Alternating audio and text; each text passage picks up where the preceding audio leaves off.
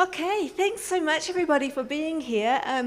My title of the presentation that I was asked to present is The Power of SMART for Collaborative Conservation Management at the Landscape Scale. So I'm not too sure how to move the slides. Here we go. And I want to give this talk, or this presentation, on behalf of all of our operating partners for our program that is based in Zambia. And so these partners are up here on the screen, but also in addition to the logos, I really want to point out that as well as the organizations and the statutory authority, which is DMPW, the Department of National Parks and Wildlife, where our program and all of the support partners revolve around supporting, I really want to acknowledge the guides of the Greater Kafue ecosystem as well, who have been involved in the SMART journey right from the beginning, the community resource boards of the Greater Kafue ecosystem that we're going to be talking about, and the communities of the Zambia Kaza Corridor as well. I should have introduced myself. My name is Kim Young. I'm the Panthera Kaza Director, and I also manage the program in Zambia as well. And it's really great to have you all here, so thanks so much for coming and sharing our journey with us about the implementation of SMART through part of one of the largest sort of protected area ecosystem networks in Africa. All right, well, when I was first asked to give this presentation, Drew said to me that it was going to be an hour long, and it both struck fear and excitement into me all at the same time.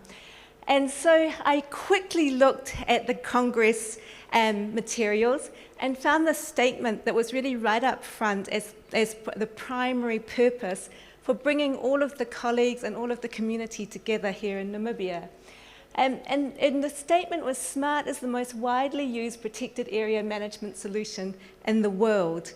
And I really looked at that and I thought to myself, well, that actually is a really strong statement to make about a piece of technology and a set of applications and a set of processes. And it made me really dig into what SMART actually is and just how much it has helped us in our progress and our journey towards making a difference in the system that we work in. So we're going to listen at this Congress. We're going to have learn and share with many of our colleagues about their programs, what they're doing, how they're applying SMART. And we're going to hear over the course of the next 4 days a lot of really exciting and inspiring stories. And my own journey with SMART and those of our program and our colleagues and our partners is that SMART has been far more than a tool. It's far more than a technology, and it's far more than a set of applications. And I think that Richard's presentation that he gave us before really captured the diversity of applications of this particular set of tools, or this particular set of applications, as being more of a solution and more of an approach than just the set of tools that sit within an application or sit within a piece of software. For us, it's provided an approach to a professional conservation practice when resources, both in terms of funding and in terms of time, are limited. When I look through the agenda in the program, I see that we're going to benefit from a whole raft of applications and how they're being used. So I'm not going to go into depth and focus on any one of these, but rather I'm going to have the privilege of sharing with you our story from the Greater Kafue ecosystem, which is a landscape of substantive portion of an even larger system called the Kavango-Zambezi Transfrontier Conservation Area. And I want to use this time with you to illustrate that the convening power of SMART across organizations, across protected area boundaries, and even across borders can really help build a body of knowledge that we can make effective decisions and have impactful conservation actions collegially, collaboratively, and in a coordinated and integrated way together. So this story is really about SMART and how the tools have enabled collaboration, partnership, and outcomes at a scale much larger than any one organization can achieve on their own. And just speaking to this slide, the things I'm going to focus on in this presentation are the convening power of SMART to facilitate partnerships, the fact that SMART really promotes accountability and professionalism of conservation activities, and I think that's really important. Some of the things that Richard brought up in his presentation before, and that was also through that fantastic presentation on the Namibia implementation of SMART, was a whole raft of things we never had anticipated would come to the fore as a result of using SMART. One of the things that we've really found within the greater Kafue ecosystem is that the promotion of accountability is key to the ability to collaborate. If you don't have accountability, you don't have a collaboration. And if you don't have a collaboration, you can't address the challenges and the issues that we face today in conservation at scale. So SMART for us has given us the ability to form a common body of information for planning and coordination. And I think that's really, really important. We need to share information from the same pot. If we're not sharing our information, we can't coordinate and integrate our activities. And therefore, SMART really drives integration and efficiency of conservation resources at scale. And of course, that's really important now when time is of the essence. We all are working, every single system that we're working in, we have limited resources, we have limited time, and we have limited capacity. So of course, the primary thing we need to do is use the resources that we have as effectively as possible. To do that, we need to have integration and efficiency of the way that we use those resources. So a quick introduction to the project area that we're talking about. We sit within the Kavango-Zambezi Transfrontier Conservation Area, a massive conservation and development landscape at scale, 520 square kilometers of conservation development landscape that has put aside by 5 countries coming together under a treaty to treat all wildlife populations as one set of populations across this incredible landscape. And we're going to zoom in to the greater Kafue ecosystem, which makes up about 12% of the Kasa TFCA. And together with the connecting corridor that connects the greater Kafue to Kasa, or to the core of Kasa, it forms about 25% of the Kasa TFCA itself. And I just wanted to get you a little bit acquainted with the system that we're going to talk about, because it's quite important in terms of the context of how we've used SMART. So the greater Kafue ecosystem is 66,000 square kilometers. It has Kafue National Park, a complete no-take national park at its core, and it's surrounded by 9 game management areas. The Kasa corridor, which joins the greater Kafue ecosystem to the rest of Kasa, is around about 40,000 square kilometers, and that's a mixture of open lands, communal lands, and forest reserves. The greater Kafue ecosystem is an incredible mosaic of vast wetlands. This Kafue River runs through the backbone of Kafue National Park itself. It has expansive grasslands that are dotted right throughout the system. Some of those grasslands are more than 1,000 square kilometers. Incredible woodlands that make up the mosaic and diversity of habitat there. And the challenges that the greater Kafue ecosystem has to protect these species at scale, or to protect wildlife at scale, represent basically the same challenges that almost all protected areas in southern Africa would be experiencing. So in many ways, the greater Kafue ecosystem and how we've used SMART there could present a model for how we go forward and use SMART elsewhere in other systems as well. And I think many of the other systems that we're all working in already are using SMART to the larger or lesser extent. So many of these applications and how we've used SMART will be very familiar. But just quickly stepping through some of those challenges. Of course, we have indiscriminate bushmeat poaching. We also have targeted poaching of key species, so elephants, lions, leopard, to a lesser extent cheetah, etc. We also have human-wildlife conflict right at the edges of the protected area system. And we have persecutory killing from those human-wildlife events. So very familiar probably to all of us sitting in this room. And then in addition, we have targeted snaring and roadkill, which I think is pervasive through all of the protected area systems. Together with the wildlife threats, we also have habitat threats as well that threaten both the habitat quality and fragmentation of the expansive areas. So we have unplanned and controlled fires. So within the Kafui National Park itself, more than 80% of the national park burns every year. We have deforestation with a lot of illegal timber harvesting for the purposes of making charcoal and also for logging. We have a very intensive and high pressure from encroachment, turning forestry and woodland areas into cultivated areas and also for grazing. And in addition to that, so these are no longer challenges, but to recognise that the Greater Kafui is home to an incredibly intact carnivore, incredibly, fantastically intact large carnivore guild that does include the African lion, African wild dog. We have the largest cheetah population in Zambia, spotted hyena, leopard. We have the largest diversity of antelope species in any national park in Africa. We have the endemic black-cheeked lovebirds, the Terminix pangolin, elephant, and 5 species of vultures. And they put this map to your right-hand side here, just to show that these species that we do have within the Greater Kafui ecosystem are highly mobile as well. So they're not just staying in situ, they're utilising the whole system as a system.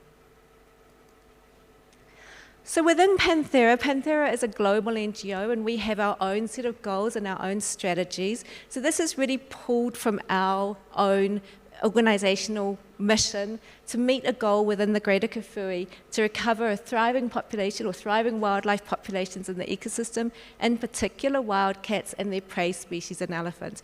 Of course, with any conservation program, it's really important to have a goal to work to, and particularly when you're going to be using a system like SMART so that you can measure your performance towards that goal. We also have targets as well that sit within our strategy.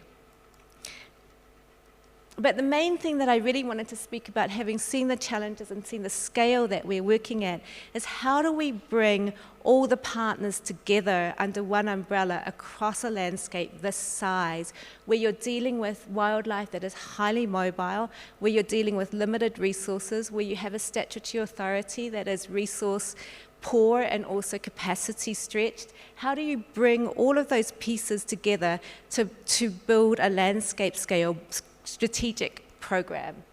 And so this is really what we've been working towards, and SMART has been really helping us and supporting us achieve that scale of program, a strategic, collaborative, integrated resource protection at scale.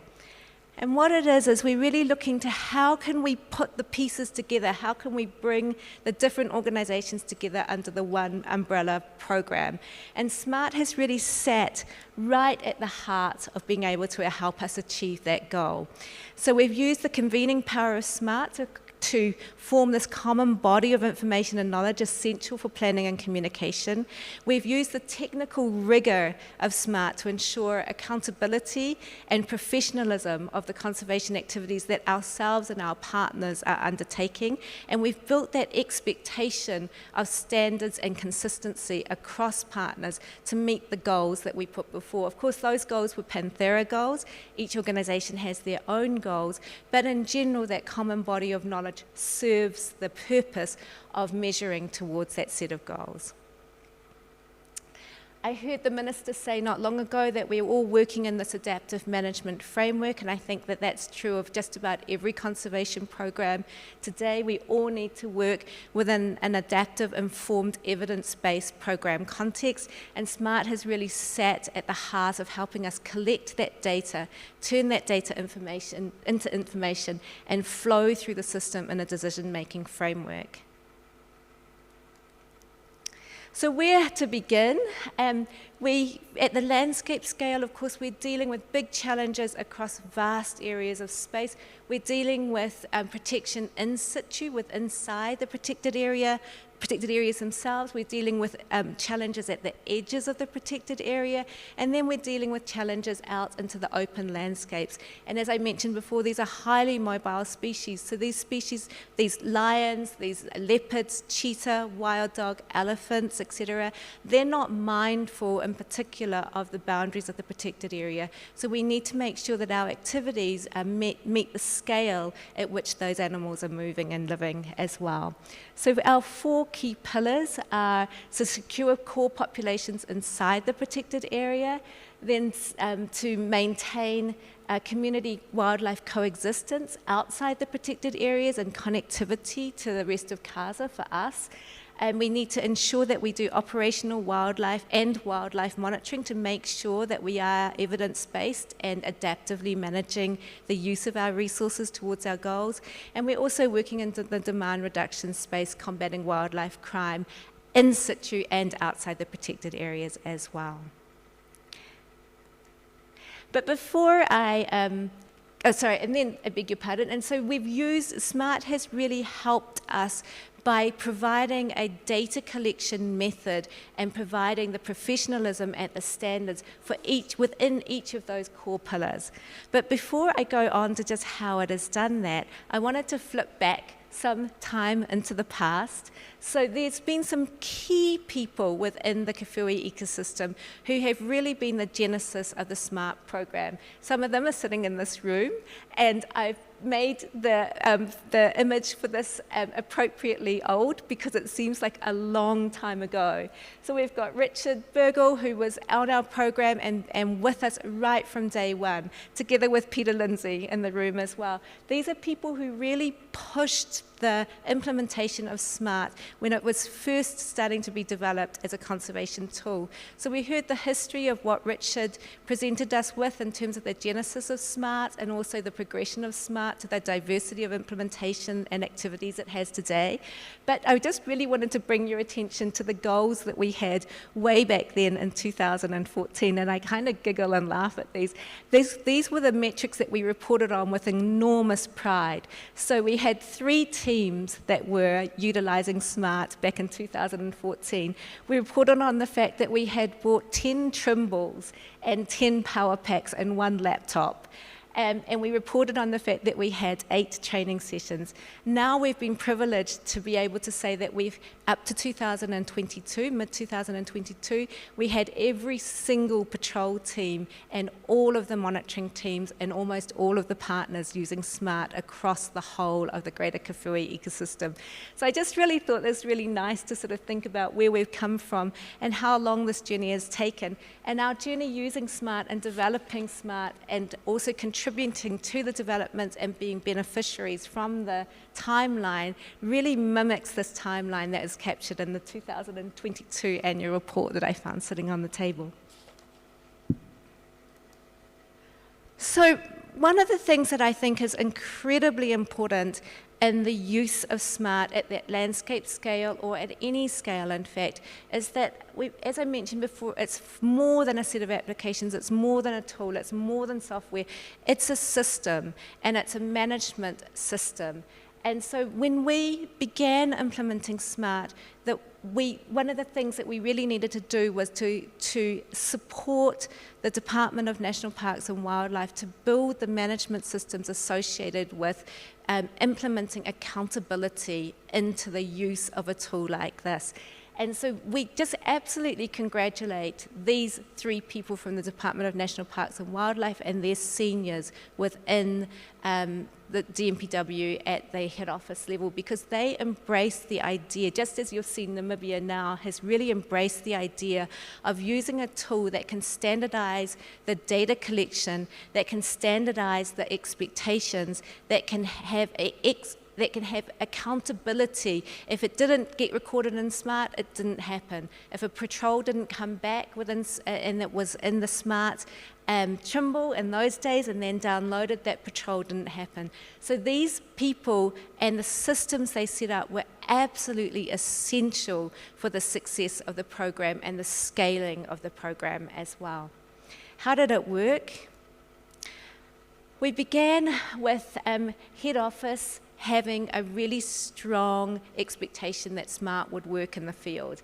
We trialled that on the ground, and we were able to work backwards and forwards and take our learnings from the ground back to head office and come back backwards and forwards through the region and to the ground. So we had support at the head office level, we had support at the regional office level, we had support at the area management level, and that's really where the key of support lies. So if the operational managers are expecting their patrolling teams to go out and collect that data and collect it professionally, and then there needed to be a debriefing and a validation process as well, then we knew that the data was robust and rigorous, and it also provided a really strong focal point for the patrol leaders as well. They felt that they actually had never had the opportunity to be heard by their managers before.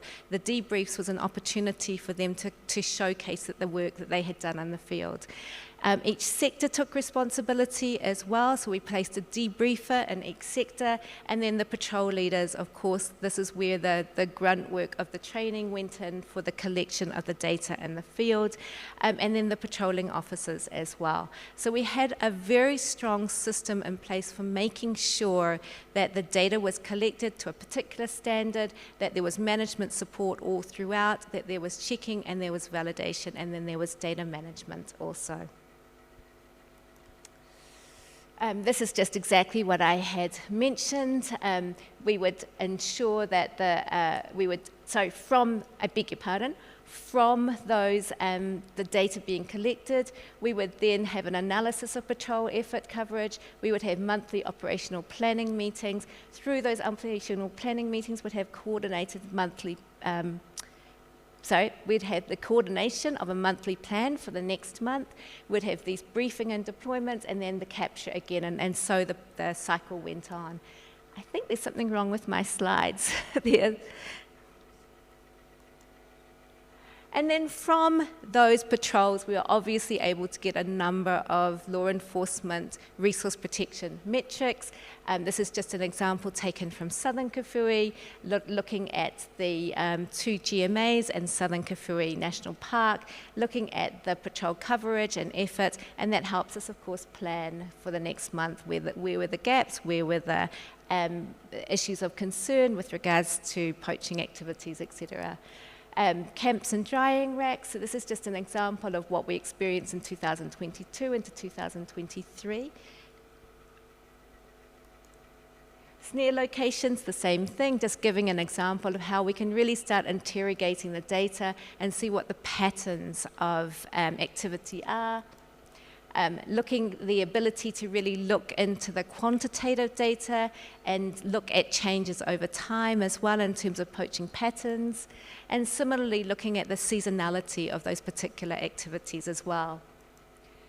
I'm just going to flick through these. One of the things that we've found really helpful as well is to look at the seasonality of when, if we could, looking back in time, we would look at the seasonality of poaching camps or snaring and be able to then direct patrols, and so into the next, into the following season, the same season the following year. So this is poachers camps observed between the wet season in 2022 and then where we put patrols into 2023. And of course, just looking at the different types and patterns of the different poaching activities. And then that's what, all of that is to say that what it's given us the ability to do is build a body of knowledge. So you can see on the left-hand side is the patrol tracks, and then on the right-hand side is the coordinated planning sessions. And down and underpinning that is all of the partners coming together, the cooperating partners coming together. They're measuring their patrol tracks to the same consistency. It's coming through the SMART system, able to inform that monthly coordinated review and planning meetings. And then the accountability comes into play when the patrols are planned for the next month, and then they have to be checked that those actual patrols did happen for the next time that the next monthly meeting comes around. In addition to the patrolling, we heard that there was also the rollout of SMART profiles. We've taken full advantage of the utilization of SMART profiles to work in the intelligence or the information space, so we built an information support team to look at problem-oriented wildlife policing, and through that, the team has been able to use the information coming in from patrols and from elsewhere. They've identified problems, they've set up task and coordination groups, they've looked at collaborative solutions and implementation, they've looked at these neural networks, and then they've fed back into the system as well. So again, just contributing to that body of knowledge that we're trying to create that we can all utilize for decision making and adaptive management. Further, we've used SMART profiles for really looking at the focal protection of particular key species and key groups. So utilizing a combination of SMART-EarthRanger and the satellite collars as well, GPS collars. And that gives us the understanding of seasonal and year-round movement patterns and monitoring population metrics. But also, in particular, we can work out how many individuals, who those individuals are, what their neural network is as well. We've built a particular model to capture the focal monitoring, and then we can actually identify those individual animals. We know who they represent, we know what their relationship network is, and when they move across the park, or their groups move across the park, then we can work with our partners to provide specific protection and targeted protection around those key groups, knowing who they are and what they represent. And again, just feeding into that body of knowledge about the system. Right at the edges of the protected area network for the Greater Kawhui, of course, we have human-wildlife conflict as well. So we've taken advantage of SMART to build a human-wildlife conflict model as well, where we collect information about the HWC incidences that happen at the edges of the protected area. And that's given us the ability to really look at the patterns of human-wildlife conflict. Who's experiencing it? What are the primary species that are involved? What are the primary outcomes? Who's responding to it? And what the responses and the outcomes are for particular incidences. And that's really helped us to direct resources that we've had into the specific hotspots associated with human-wildlife conflict. And thankfully, when we did receive some extra funding, we were able to go into the specific areas that we had been informed by SMART and put in predator-proof and mobile bomas into those areas. And since we've done that, we've had no further human-wildlife or human-carnivore mortalities associated with livestock in those areas. So just looking at the overall picture and forming this body of knowledge, we've been able to use SMART patrolling, information support, focal monitoring through SMART profiles. We've used SMART for HWC, and now moving into the connectivity corridor itself, we've also been able to use SMART for forming a key information platform for the communities that are associated with the Kaza corridor. Now, one thing that I think was brought up that was really interesting in Rich's talk, which we've really found as well, is that the communities have really taken on board the use of SMART as a mechanism for trusting the data. So we've been able to hand over the use of SMART to communities, and because they're the ones collecting it, because they're the ones that are visualizing it and reporting on it, they have a real trust in the rigor of that data. And so that's now flowing into their own land use planning and their own decision making as to how they manage those resources. So just an example, these are whom we call community conservation officers. They come from the communities and they are resourced by Panthera. They are undertaking patrols and doing spore transits, collecting that data and providing information on the distribution and diversity of wildlife species within the communities. And my colleague Gift Malenga, he's going to go into a little bit more about empowering communities using SMART in a later presentation.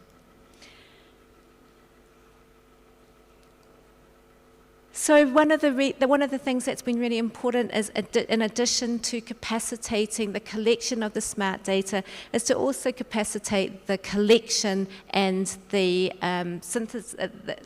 the management of the data coming in. So throughout the Greater Kawhiri ecosystem, supported by Panthera and the partners to support DMPW, we now have, I think it is 15 smart hubs right across the Greater Kawhiri ecosystem, collecting that data in either through Smart Connect or manually.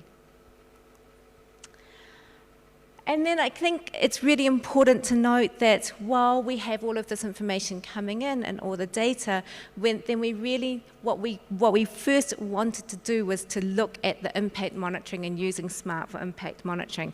So we now have the operational monitoring, which I've explained. Now I'm just going to step into how we've used SMART for wildlife monitoring as well. So we used, we built a wildlife monitoring program to assess the impact of wildlife protection efforts, which is really important, of course, for all conservation programs, and to monitor trends in the distribution and relative abundance of carnivores, and to provide status and trends in key species. The methods that we've used have been small transects, camera trapping, search and encounter using citizen science, and focal monitoring. And SMART has helped us with every single one of these wildlife methods. So together with our partners, we've undertaken camera trap setting across 11 sites within the Greater Kawhiri ecosystem recently. And just to give you a sense of the quantity of data that we're dealing with, we captured 136,000 or almost 137,000 images across 896 camera traps. So using SMART to consolidate that camera trap data has been absolutely pivotal. There's no way that we could have managed that level of data collection in the field and had a confidence that it would be accurate if we weren't using a system like SMART. The other thing that's really important about this type of system and building these models is that we are able to work with our partners and they collect exactly the same data. They have exactly the same expectations of the data that needs to come in, and we collect it. We're able to synthesize these data sets with ease as well. I'm really sorry, something has gone wrong with my slides in the presentation of them on the screen. But in addition to the actual monitoring itself, we also trained almost all of the ecologists within the statutory authority, DMPW, to utilize SMART for camera trapping also, so that we know that as the ecologists go forward and do their own work, their capture of that information will be consistent with the way that ourselves and our partners are also monitoring and collecting information on wildlife. You can see some of the results coming out now. We're just at that pivot point where we're able to really start looking at what are the results from our years of monitoring in the system. These are the preliminary leopard results, and we're just really excited to see that we can take this information that has been supported by data capture in the field with SMART and start looking at some of these population level responses. As Richard said, we also set up a citizen science search and encounter program. So this has been a really exciting use of SMART, because not only has it been a tool for collecting data systematically among up to at any point in time, we've had up to, I think, 20 guides using SMART in the Greater Kawhiri ecosystem, collecting systematic data and consistent data, but it's also built a community around the guiding circle as well. So they've been really excited to learn how to use SMART, learn how to use it professionally. It's something that they're really proud of, and it's something that we can also empower them and support them with in terms of rewards and acknowledgement of the work that they've put in, because SMART gives us the ability to really understand how each guide is performing and how each guide is working, and they see it as a little bit of a competition, so it's quite exciting.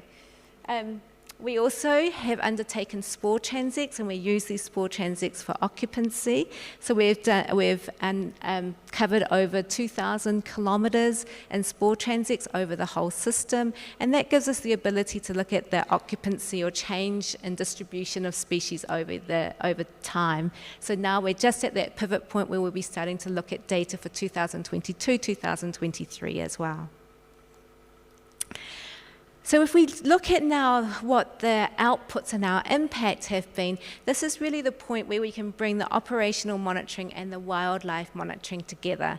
This is very much the outputs from the operational monitoring, but what I wanted to demonstrate is because of SMART, we now have the ability to start looking at some of these metrics associated with the protection and the resource protection effort that we've put in over the years. So you can see the build-up of patrol effort across the system.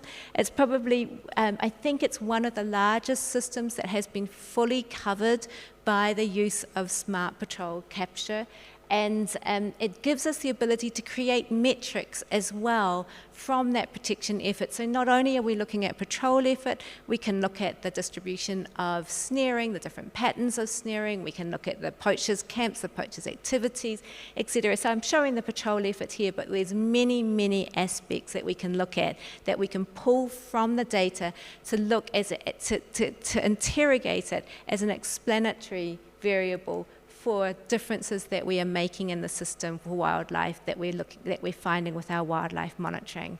So our collective coordinated actions, are they making a difference in terms of population density? Are they making a difference in terms of occupancy and distribution of species over time? Are they making a difference in terms of survival and recruitment, HWC conflict? Are they making a difference towards our goal? We're just at this pivot point now where we can really start looking at integrating the wildlife monitoring together with the operational monitoring, all of the data having been collected in SMART.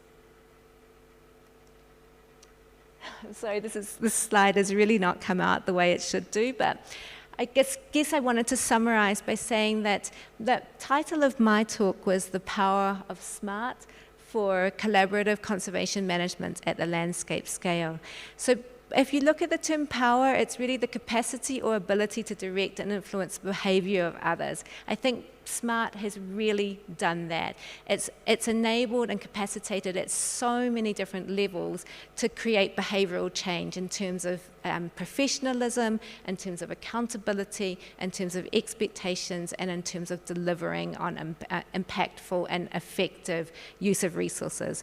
Collaborative, it's created many more collaborations and many more partnerships that we can have ever imagined. And in areas that we had never expected as well.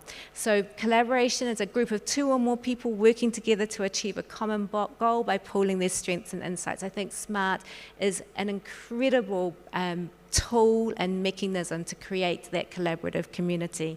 And landscape scale. So landscape scale is an approach that brings people together across geographies, sectors and cultures to collaborate on conserving our important landscapes. And SMART has really been an incredible convener for that information to come together at scale. So if we look at how to bring that jigsaw together, I think that we're much closer to bringing a body of knowledge and a greater understanding together by which we can make decisions more impactfully and collectively together. Using SMART, we've had the good fortune of using every single aspect of this SMART circle, right from profiles, right through to reporting, analysing, integrating, alerts, mapping, patrols, events, etc. And so just to finish, I think that this slide really sums it up with SMART has driven and underpinned a collaborative and coordinated approach by enabling a common body of knowledge, leading to collective action among partners to understand key threats to wildlife, provide accountability and manage them, and monitor and protect them. And again, I'm sorry the slide's not come up as it should do, but I really wanted to acknowledge and thank all of our partners and all of our donors that have been involved in our journey using SMART right from the beginning. So thank you so much.